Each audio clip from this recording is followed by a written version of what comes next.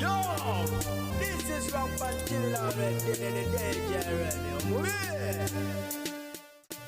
Bitalo byerere ku side y'omukyala amanyiddwa nga Senga Justin Nantume oluvannyuma lw'okuvibwako maama we amuzaala. Mbanirizaako ku Fifi the News anka era nga ngamba nti mukola kyamaanyi nnyo ddala okubanga ate mugyekuumiddeko mugyebale gye mutusizaako engalo olunaku olwaleero gwatanaba kubanga otweyungako mukwano genda mu maaso obere ng'ate onyiga ku pesa erya subscribe obere ng'ate otwegattako mu butongole tunyumirwa nga n'okuyiga bwe tuyiga. Omukyala oyo afiiriddwako maama we wabula ng'ate mu kaseera ke kamu omwana muwala abadde amanyiddwa nga Catherine Akerongono abadde mu kibiina ekya People Power yafudde olunaku olw'eggulo mu ddwaliro ery'Erubaga wabula ng'ate wenjogera omulambo nabo bagugaanidde era nga bagamba nti bagubanja ensimbi eziwererako ddala. Jjukira nti ono si yasoose okuba ng'ate awambibwa eddwaliro waliwo naye gwe twali twakalaba recently. Mu kiseera kye kimu omwana muwala abadde amanyiddwa nga Joan Ngono abadde abeera mu bitundu eby'e Masaka era ng'abadde akola ku mobile money yabula ku lunaku olwokusatu lwa wiiki ewedde. Olunaku olwaleero omulambo gwe gusangiddwa mu mwala okuliraana n'ewaabwe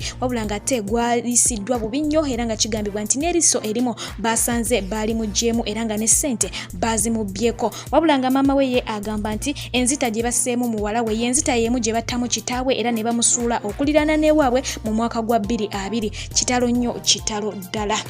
Mukadde ke kamu amawulire gagenze maaso okuba ng'ate gabutikira ensi oluvannyuma lwa pulezidenti w'eggwanga erya Haiti amanyiddwa nga Moyes okuba nga yasindiddwa amasasi mu kiro ekikeseza olunaku olwaleero era nga ono yafiiriddewo wabula ng'ate first lady ngamba mukyala we naye essasi lyamukutte era nga bamututte mu ddwaliro nga biwalataka. Kigambibwa nti ono amaze emyaka 2 nga takkiriza ku kalulu kuba ng'ate kakubibwa mu ggwanga lino era nga wabaddewo okusika omugwa eri abantu abatamwagala mu buyinza ko n'ebibiina ebivuganya ekibiina kyabaddemu. Wabula ng'ate wenjogera kigambibwa nti poliisi n'abamagye bagenze dda mu maaso okubanga ate batwala obuyinza okutuusa embeera bw'enadda mu nteeko. Wabula nga bannayuganda abasinga balabye embeera eno bagenze mu maaso okusaba Mukama Katonda nga bagamba singa kigudde Uganda.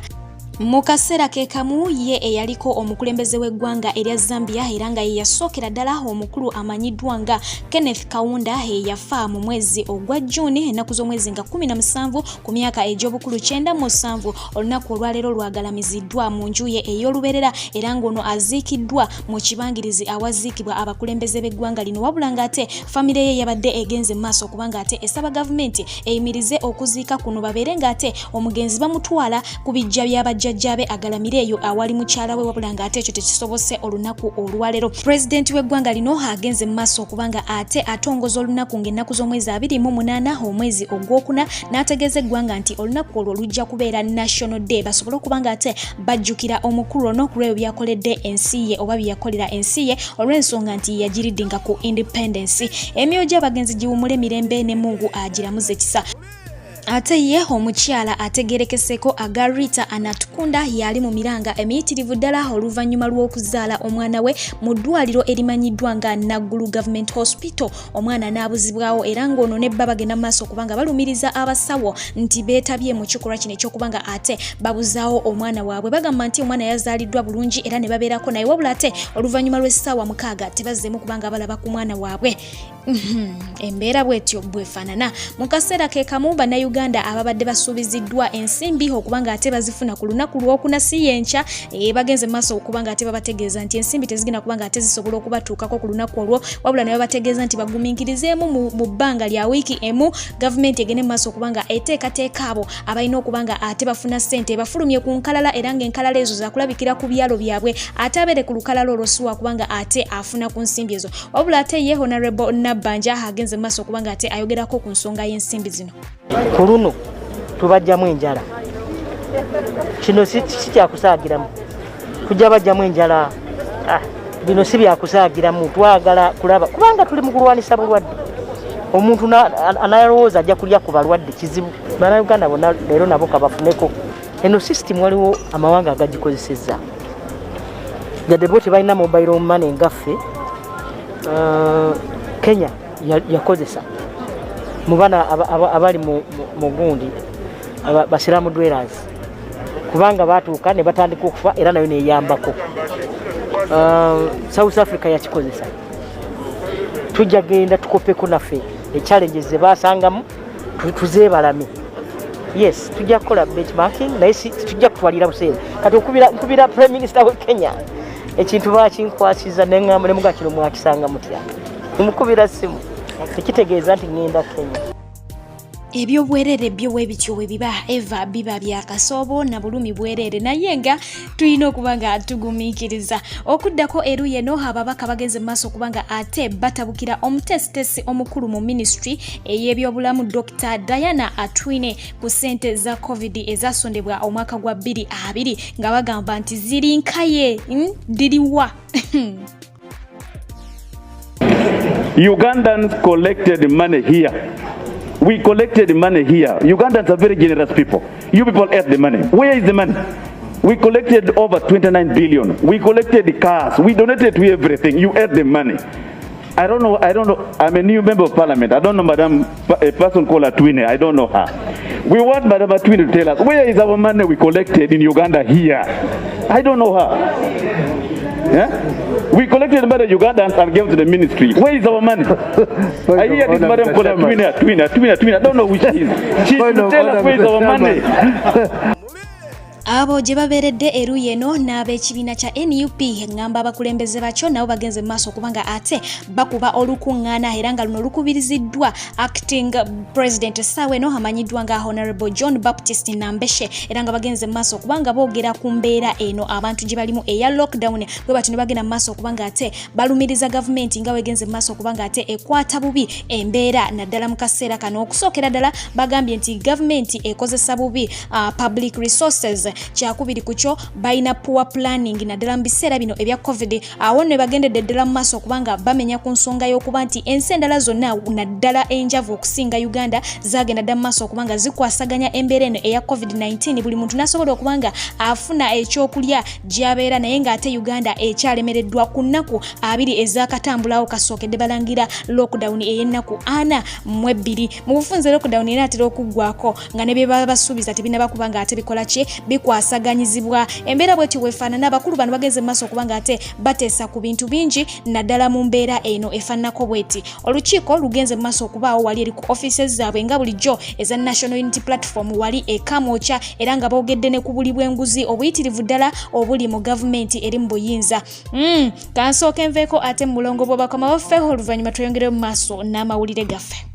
Abakyala n'abaami kambanjulire Sheikh Musa Sinani omulombi w'eddwa ng'onaavumula n'okutangira endwadde ez'enjawulo omuli amajinni ebisiraane bakuba onoonya mulimu mukyala oba mwami weetaaga mukisa olina olutwe n'ebirala bingi nnyo gwamwetaaze musange wankuluku ku kisaawe oba mukubire ku nnamba y'essimu 0752 95 4317 oba omuweereze ka message ku WhatsApp 0782 79 49 22 ye Sheikh Musa Sinani tosubwa yangu wawonyezebwe.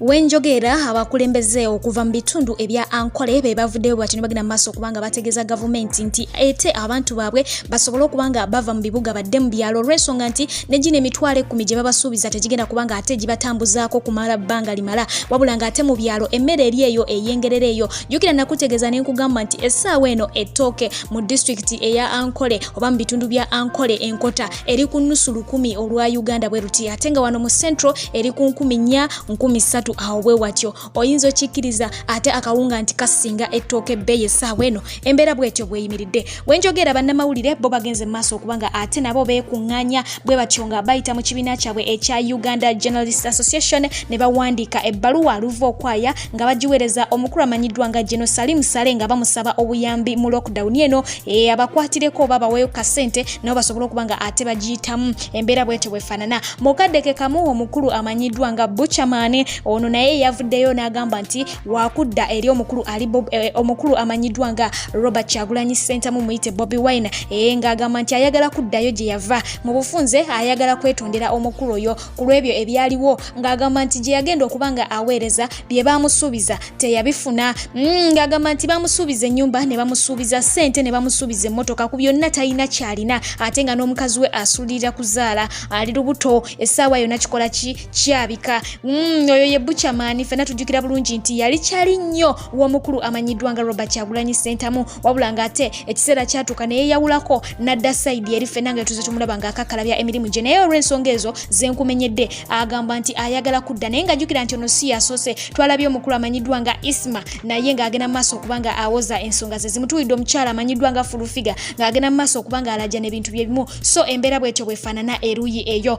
So ng'ate okuddako ku mawulire agatadde bannayuganda ku bunkenke abamu bagamba amatuufu abamu bagamba mafu ge mawulire ag'okuba ng'ate gatambula nga gabika omukulu amanyiddwa nga Yoweri Kaguta Museveni omukulembeze w'eggwanga lyatu Uganda. Yes, omukulu ono kigambibwa nti ayisiza information egenda mu maaso okuba nga ate alabula bannayuganda bonna bagenda mu maaso okuba nga ate bamubika ng'agamba nti ye tannafaako gy'ali mulamu atemya bukofu wabula ng'ate jjukira nti ensi ezimubika tezikomye kubanga Uganda yokka wabula n'ensi endala zigenda mu maaso kubanga zikozesa emikutu gyazo okubanga zimubika okugeza nga Kenya, India bo bakwatidde ddala akati naye nga ne bannayuganda abamu bagenze mu maaso okubanga batukakasa nti bamulengeddeko ku ground nga kwali. Obusajja buli wano bukambwe naye nga bagamba omukulu alabika taliimu naye nga ziizo emmotoka ze ziyitawo.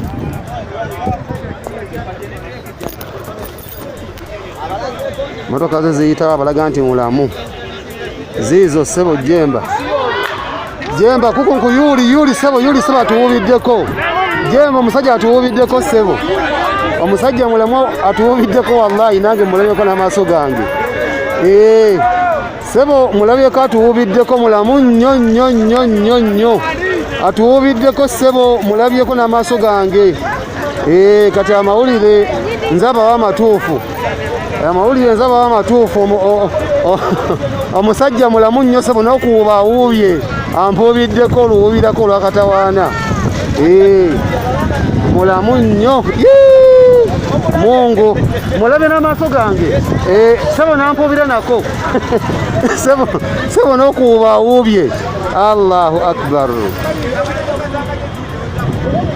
sebo tannafa awuubye n'okuwuuba mulamu nnyo bano bonna abantu so baali balinze kulaba ku mulambo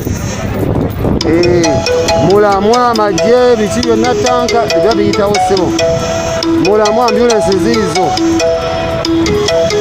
mulamu nnyo.